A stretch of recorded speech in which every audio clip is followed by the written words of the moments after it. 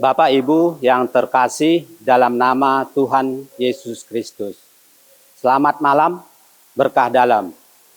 Kita bertemu kembali dalam Remas, renungan malam singkat setelah Maris Jepara, Selasa 19 Mei 2026.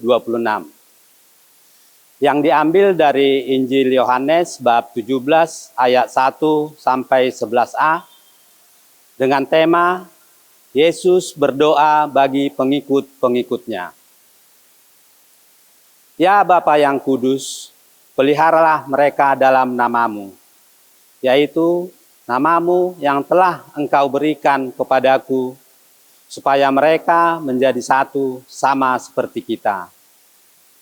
Ini adalah doa Yesus beberapa jam sebelum ia ditangkap. Dia tidak minta murid-muridnya dijauhkan dari masalah.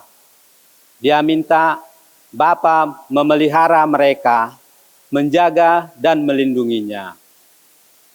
Saudara-saudari, pernah tidak kita ada di posisi mau berpisah sama orang yang kita kasihi? Apa yang kita lakukan? Biasanya kita titip pesan atau kita mendoakan. Inilah yang dilakukan oleh Yesus. Injil hari ini adalah doa Yesus sebelum sengsaranya. Dia tahu salib sudah dekat, tapi isi doanya bukan untuk dirinya sendiri. Dia berdoa untuk kita. Yesus berkata di ayat ketiga, inilah hidup yang kekal itu, bahwa mereka mengenal Engkau, satu-satunya Allah yang benar, dan mengenal Yesus Kristus yang telah Engkau utus. Kita sering berpikir hidup kekal itu nanti setelah mati. Tetapi Yesus bilang, hidup kekal dimulai dari sekarang saat kita punya relasi dengan Bapa. Mengenal Tuhan jangan hanya di mulut saja, tapi dekat di hati. Seperti kita mengenal sahabat kita, kita tahu sifatnya dan percaya padanya.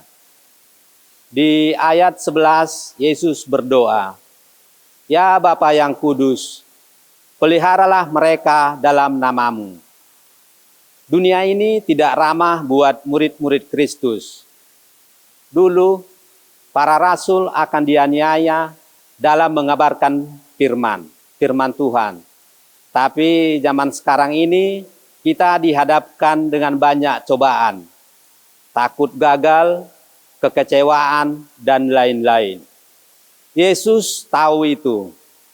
Karena itu dia tidak minta Bapa ambil kita dari dunia, tapi menjaga kita di tengah dunia. Dalam namamu artinya kita dijaga dalam identitas Allah sendiri yang kudus, setia dan berkuasa. Kalau kita dijaga Bapa, tidak ada lagi yang bisa mengambil kita. Tujuan penjagaan itu jelas, supaya murid-murid menjadi satu seperti Yesus dan Bapa. Kesatuan gereja adalah jawaban doa Yesus. Kalau kita masih suka gosip, iri hati, atau pecah di komunitas, kita sedang melukai hati Yesus yang sudah berdoa bagi kesatuan kita. Dunia akan percaya Yesus diutus Bapa kalau melihat kita saling mengasihi. Kita mungkin merasa kecil dan lemah, tapi kita punya imam besar yang berdoa untuk kita, dan doanya pasti didengar Bapa. Kemuliaan kepada Bapa dan Putra dan Roh Kudus, seperti pada permulaan, sekarang, selalu, dan sepanjang segala abad. Amin.